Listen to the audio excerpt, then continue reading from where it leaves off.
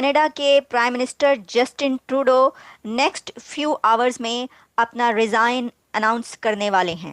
Canadian prime minister, जी हाँ, Justin Trudeau साहब जो हैं उनके बारे में कहा जा रहा है कि हो सकता है कि वो बहुत जल्द रिजाइन कर दें। कि इंडिया चढ़ता हुआ सूरज है भाईजान, ऐसे ही है। इंडिया आने वाले टाइमों में कनाडा शैनेडा ये खुद ही बन जाना इंडिया ने। इससे आप लर्न भी कर सकते हैं, सीख भी सकते हैं कि आपने कौन सी लड़ाई लड़नी है और कौन सी लड़ाई आपको ले बैठेगी। तो कह रहे हैं कि जी ये मोदी के साथ लड़ाई जो है वो जस्टिन ट्रूडो को ले बैठी। तो मोदी जी इतनी जल्दी काबू नहीं आते, वो कोई छोटी चीज नहीं है। खालिस्तान सपोर्टर्स को सपोर्ट करते रहे, हमें दिखाई दिया उनके साथ खड़े हुए, और उसके बाद इन्होंने भारत के ऊपर भी इल्जाम लगाया कि भारत की गवर्नमेंट जो है वो कैनेडियन जमीन के ऊपर जो है ये जो खालिस्तान के लोग हैं उनको टारगेट कर रही है। जो एक दो किलिंग्स हुई उसमें भी उन्होंने भारत का भी नाम लिया, और इस तरह से वो मजीद कह लीजिए कि तनकीद की जद में आए। मोदी जैसा जीरिक और जो जहानत और जो एक्सपीरियंस है, ऑब्वियसली वो जस्टिन ट्रूडो का एक्सपीरियंस नहीं है। गो के कनाडा की पॉलिटिक्स इंडिया की पॉलिटिक्स बड़ी डिफरेंट है। ट्रम्प का जो इस एज में एक्सपीरियंस है ऑब्वियसली वो जस्टिन ट्रूडो का नहीं है। लेकिन फिर भी हर कंट्री की हर रीजन का अपनी अलग वो होती हैं।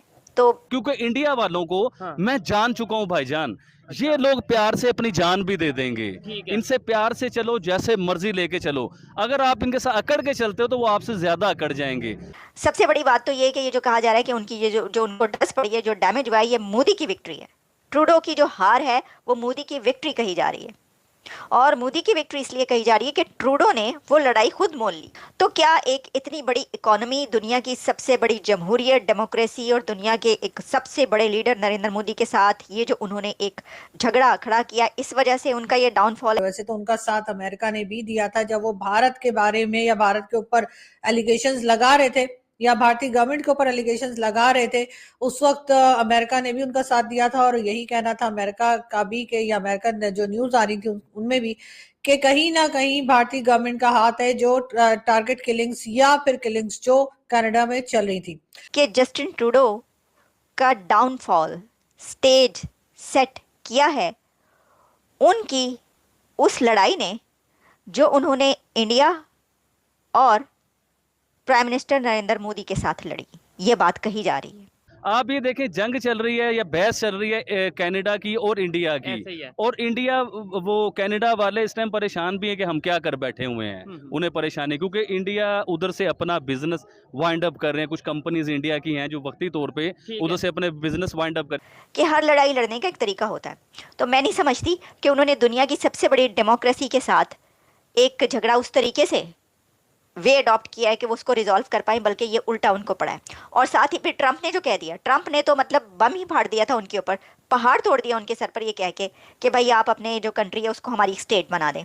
तो वो फिर उनको और भी बैकलैश आया। बहरहाल अब बताया ये जा रहा है कि जस्टिन ट्रूडो जो है उन्होंने ये सोचा है कि चलो रिजाइन कर दे, काफी रायता फैला लिया तो अब भाग जाता हूँ। अब अगले इलेक्शंस जब होंगे तब वो आ पाएंगे या नहीं ये तो खैर आने वाला वक्त ही बताएगा, लेकिन बहरहाल इस वक्त वो बहुत ज्यादा पॉपुलर लीडर के तौर पे सामने दिखाई नहीं देते। बैड लक ये हुई जस्टिन ट्रूडो के साथ कि जिस अमेरिका के पास यहाँ पर वो अपना वो कॉन्फ्लिक्ट उठाकर लेकर आए थे कि इसको हल कराएं, इसी अमेरिका की तरफ से, यहीं से जो प्रेसिडेंट इलेक्ट डोनाल्ड ट्रंप है उन्होंने कहा कि आप गवर्नर बन जाएं और कनाडा को एक स्टेट बना दें अमेरिका की।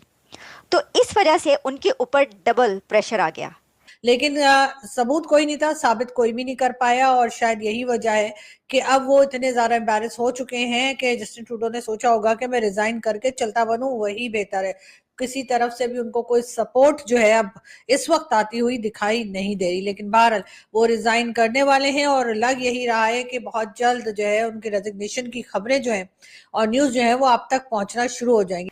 क्योंकि जस्टिन ट्रूडो के डेप्यूटी प्राइम मिनिस्टर और उनकी पार्टी के कुछ और लीडर्स की तरफ से उनके ऊपर ये प्रेशर डाला जा रहा था कि आपने कुछ इश्यूज को सही तरीके से टैकल नहीं किया, जिसमें उनके ऊपर ये प्रेशर था कि आपने इंडिया के साथ रिलेशंस को सही नहीं रखा। जस्टिन ट्रूडो साहब प्राइम मिनिस्टर बने थे पाकिस्तान में और हर जगह पे उन्हें बड़ा पसंद किया जा रहा था, और उसकी एक मेन रीजन जाहिर है कि उनकी एक बड़ी अच्छी जो चार्मिंग सी पर्सनालिटी है उसको लिया जा रहा था। लेकिन जाहिर है कि उसके अलावा काम भी दिखाना होता है, और शायद इमरान खान साहब भी एज अ प्राइम मिनिस्टर इसीलिए ज्यादा पसंद किए गए शुरू में कुछ दिन, क्योंकि इमरान खान साहब की पर्सनालिटी जो है वो काफी चार्मिंग है हमेशा से, क्रिकेट के जमाने से। लेकिन जिस वक्त उन्होंने गवर्नमेंट संभाली तो उन्होंने जी कंट्री की बैंड बजा के रख दी। वो पहले जब आए तो अपनी पार्टी को बहुत जीरो से ऊपर लेकर गए, उनकी पार्टी की कोई पॉपुलैरिटी नहीं थी, उन्होंने इसको बड़ा उठाया।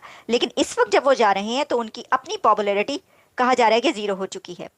तो मैं समझती हूँ कि कुछ लड़ाइयाँ ऐसी होती हैं जो कि नहीं लड़नी चाहिए, या ऐसी होती हैं जिनको उस तरह नहीं लड़ना चाहिए जैसा कि आप उसके लिए वे अडॉप्ट करते हैं। जस्टिन ट्रूडो ने जो लड़ाई इंडिया के साथ लड़ी उसमें उनको सिर्फ लॉस हुआ है, कोई फायदा नहीं हुआ उसमें उनको, उनकी पार्टी को भी, और उनकी पार्टी खुद भी ये कहती है। जय हिंद दोस्तों, स्वागत है आपका इंडिपक न्यूज़ चैनल में। दोस्तों, जब से कनाडा ने इंडिया से पंगा लिया है तब से उनके बुरे दिन शुरू हो गए हैं। जैसे कि ट्रूडो ने खालिस्तान का साथ देते हुए इंडिया को बोला था कि भाई इंडिया या कनाडा में टारगेट किलिंग कर रहा है, तो उसके बाद से इसके खराब दिन आ गए थे। और अभी हाल में ट्रंप ने ही कहा था कि कनाडा को अमेरिका का एक सूबा बना दो और तुम गवर्नर बन जाओ, तो इससे इनको खासी तकलीफ हुई है। और